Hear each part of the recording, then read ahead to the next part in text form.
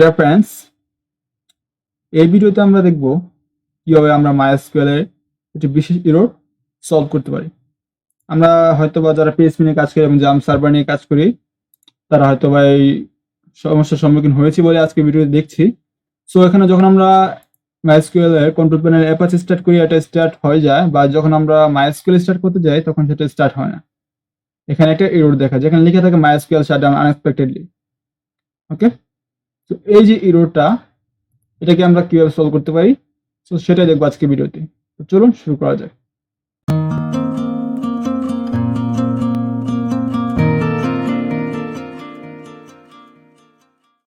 First of all আমরা Apache কে stop করে নিব এবং জাম্প কন্ট্রোল প্যানেলটাকে এক্সিট নিব। ওকে, সো আমি এখানে একটা লিস্ট তৈরি করে নিয়েছি যে কাজ করতে হবে আমাদেরকে।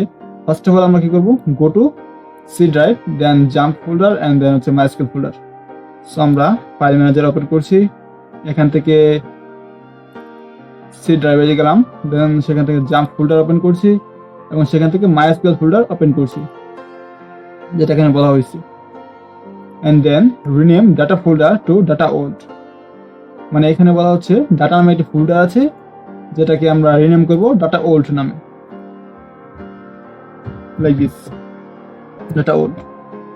তারপরে বলা হয়েছে কি 3 নম্বরে, with new data folder in C jump then MySQL ফোল্ডারের ভিতরে। এটা মিন্স হচ্ছে সেম ফোল্ডারে, মানে জাম্প MySQL এর ভিতরে যেখানে আমরা ডাটা ফোল্ডারকে রিনেম করলাম ডাটা ওল্ড নামে, তো এখানে আমরা একটি নতুন ফোল্ডার ক্রিয়েট করব যার নাম দেব হচ্ছে ডাটা। ওকে, এন্টার। এবার আমাদের 4 নাম্বার কাজ, এখানে বলা হচ্ছে move all files and folders from MySQL backup to MySQL data folder. Okay, তার মানে হচ্ছে MySQL ব্যাকআপ ফোল্ডার থেকে MySQL এর যে ডাটা ফোল্ডার আছে সেখানে আমরা মুভ করে নিয়ে আসবো। ওকে, সো এখানেই দেখুন উপরে, সবার উপরে দেখেন ব্যাকআপ নামে একটা ফোল্ডার আছে, এখানে যত ফাইলস এন্ড ফোল্ডার্স আছে সবগুলোকে আমরা একসাথে মুভ করব। এখানে মুভ করে আমরা কি করব, এখানে বলা হয়েছিল ডাটা ফোল্ডার পেস্ট করার জন্য, তো আমরা ডাটা ফোল্ডার নিয়ে আসলাম। ওকে, এখানে বলা হয়েছে ডাটা ফোল্ডার নিয়ে আসার জন্য, এবং 4 নাম্বার স্টেপ আমরা কমপ্লিট করে ফেলছি। এবার হচ্ছে আমাদের 5 নাম্বার স্টেপ, লাইক এখানে বলা হচ্ছে move all your database folder from MySQL data old to MySQL data folder.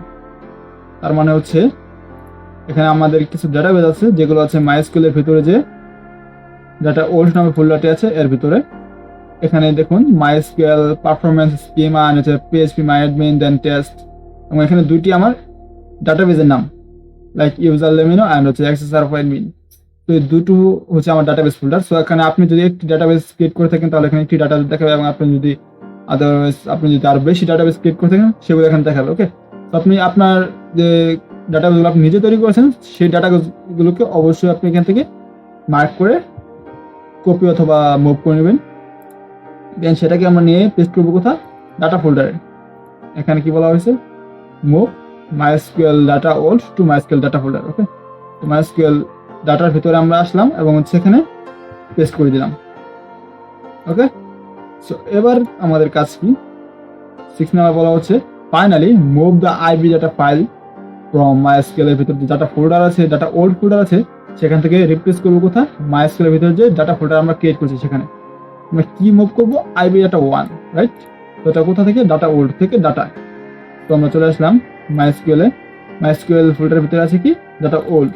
Data ওল্ডের ভিতরে কি আছে, আইবি ডাটা 1 দেখতে পাবেন। আইবি ডাটা 1 নামে একটা ফাইল আছে যেটাকে আমরা এখান থেকে কপি অথবা মুভ করে নিতে পারি। করার পর MySQL এর ভিতরে যে ডাটা ফোল্ডার আছে, এখানে বলা হয়েছে ডাটা ফোল্ডারের ভিতরে, তো ডাটা ফোল্ডার আছে এখানে এসে আমরা যখন আমরা এটাকে পেস্ট করবো তখন এখানে বলা হচ্ছে রিপ্লেস করার জন্য, আমরা রিপ্লেস করে দেব। ওকে, তো যখন রিপ্লেস করে দিলাম, এখন আমাদের কি কাজ, এখানে আমাদের কোনো কাজ নেই। তো এবার আমরা কি করব, আমরা নতুন করে আবার আমাদের যে জাম্প সার্ভারটা ছিল এটা কন্ট্রোল প্যানেলে গিয়ে এটাকে অন করার চেষ্টা করি। এখন আমরা অ্যাপাচিকে অন করার চেষ্টা করলাম, এখানে অন হয়ে গেছে সাকসেসফুলি। এবার যখন MySQL কে অন করতে যাই, আই থিঙ্ক এটা আবার কাজ করবে। সো দেখতে পাচ্ছেন MySQL কিন্তু 3306 পোর্টে অন হয়ে গেছে। ওকে, সো দেখুন এখানে কিন্তু আর কোনো এরর নেই।